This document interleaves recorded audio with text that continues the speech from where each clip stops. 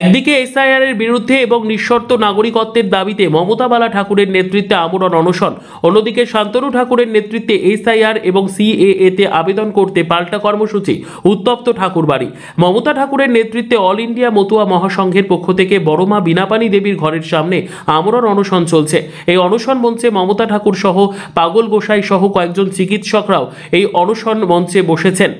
আজ 12 দিনে পড়ল এই অনশন। মূলত দাবি এসআইআর সরলীকরণ এবং নিঃশর্ত নাগরিকত্ব দিতে হবে উদ্বাস্তু মতুয়াদের।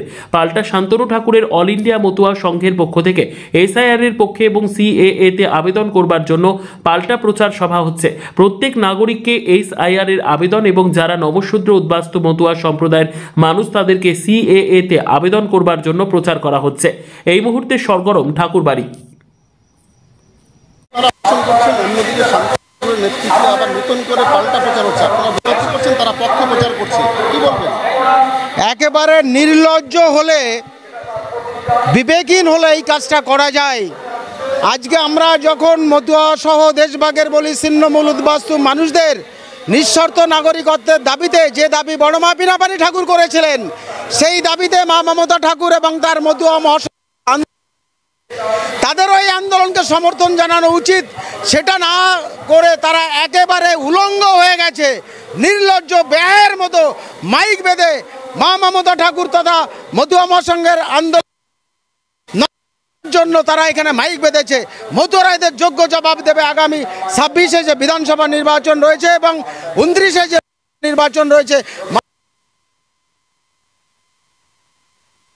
করবে না।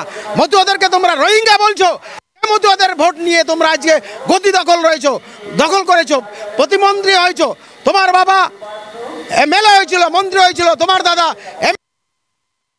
তোমরা রোহিঙ্গা বলছো, বাংলাদেশি বলছো। সেই মতুয়াদের নিঃশর্ত নাগরিকত্বের দাবিতে যখন মা মমতা ঠাকুর তার সংগঠন লড়াই করছে, তোমরা তার আন্দোলনকে নষ্ট বেঁধেছ। তোমরা নির্লজ্জ ব্যয়া, মানুষ তোমাদের ক্ষমা করবে না। আগামী বিধানসভা নির্বাচনে এবং লোকসভা নির্বাচনে মানুষ যোগ্য জবাব দেবে, শুধু সময়ের অপেক্ষা। তারা বলছে আপনারা নিঃশর্ত বলছেন, এখানে তো শর্ত চাপানো হয়নি, নিঃশর্ত তারা দাবি করছে।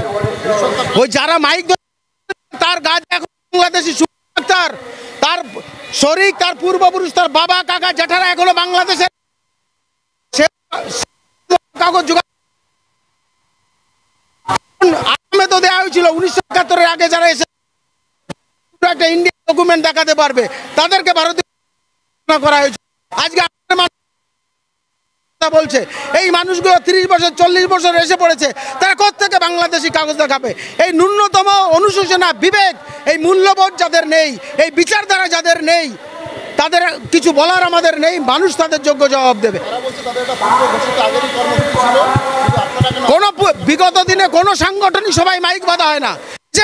এখানে যেহেতু আজকে 12 দিন ধরে অনশন আন্দোলন হচ্ছে, আমার ঠাকুরবাড়ি জুড়ে মাইক বাঁধা রয়েছে, আমাদের পারমিশন নেওয়া রয়েছে। আমরা দেখিনি বিগত দিনে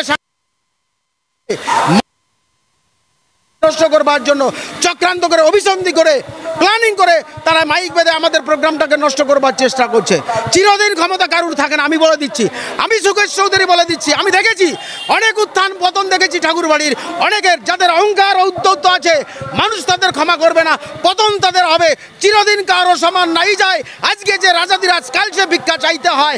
আগামী দিনে ওদের মতুয়াদের কাছে যেতে হবে, ক্ষমা চাইতে হবে, মানুষ ওদের ক্ষমা করবে না।